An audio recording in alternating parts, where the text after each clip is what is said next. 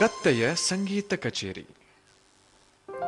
ಬಹಳ ಕಾಲದ ಹಿಂದೆ ಒಂದು ಕಾಡಿನಲ್ಲಿ ಒಂದು ಕತ್ತೆ ಹಾಗೂ ಒಂದು ನರಿ ವಾಸ ಮಾಡುತ್ತಿದ್ವು. ಇವೆರಡು ಬಹಳ ಒಳ್ಳೆ ಮಿತ್ರರಾಗಿದ್ವು.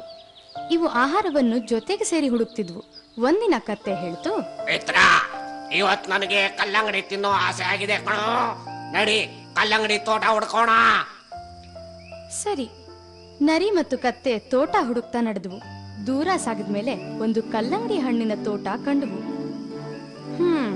ರಾತ್ರಿ ಆಗದನ್ನೇ ಕಾಯ್ತಾ ಕುಳಿತಿದ್ವು.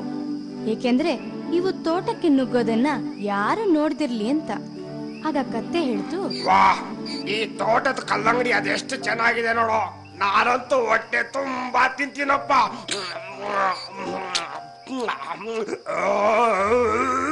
ಆಹಾ, ಕತ್ತೆಗೆ ಖುಷಿನೋ ಖುಷಿ. ತಿಂದಾಯ್ತಲ್ಲಯ್ಯ ಮಹಾರಾಯ, ನಡಿಯೋ, ಇನ್ನು ನಾವು ಕಾಡಿಗೆ ಹೋಗೋಣ. ಇಷ್ಟು ಬೇಗ ಕಾಡಿಗೆ ಹೋಗೋದಾ? ಏನಯ್ಯ ಅಂತ ಕಟ್ಟೆ ಹಾಕೋ ಕೆಲಸ ಇರೋದು ಅಲ್ಲಿ. ನೋಡು, ಎಂತ ತಣ್ಣನೆ ಗಾಳಿ ಬೀಸ್ತಾ ಇದೆ. ಹುಣ್ಣಿಮೆ ಚಂದ್ರನ ಬೆಳಕು ಬೀರ್ತಾ ಇದೆ. ನಕ್ಷತ್ರಗಳು ಮಿನ ಅಂತ ಮಿನಗ್ತಾ ಇದೆ. ನಾನಂತೂ ಇಷ್ಟು ಬೇಗ ಇಲ್ಲಿಂದ ಕಾಡಿಗೆ ಬರೋದಿಲ್ಲ ಕಣಯ್ಯ. ಇಷ್ಟು ಒಳ್ಳೆ ಕಲ್ಲಂಗಡಿ ತಿಂದು ನನ್ನ ಮನಸ್ಸು ತುಂಬಾ ಖುಷಿಯಾಗಿದೆ. ನನಗೀಗ ಒಂದು ಒಳ್ಳೆ ಹಾಡು ಹಾಡಬೇಕು ಅನಿಸ್ತಿದೆ ಕಣಯ್ಯ. ಹಾಡ್ತೀನಿ ಕೇಳು.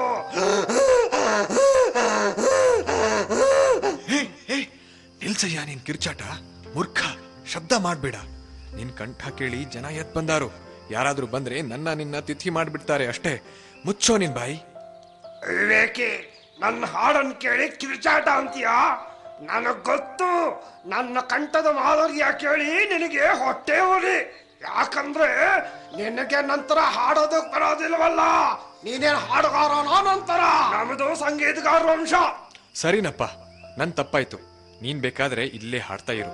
ನಾನು ತೋಟದ ಆಚೆ ನೀನ್ ಕಾಯ್ತಾ ಇರ್ತೀನಿ. ಶುರು ಹಚ್ಕೋ, ನಾ ಹೊರಟೆ. ಇವನೊಬ್ಬ ಶುದ್ಧ ತರಲೆ.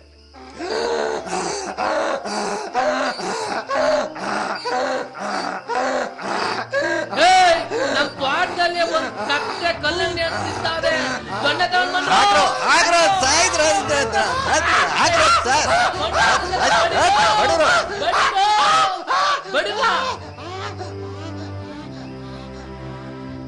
ಕತ್ತೆ ಕಿರ್ಚಿ ಕೆಳಗ್ ಬಿತ್ತು.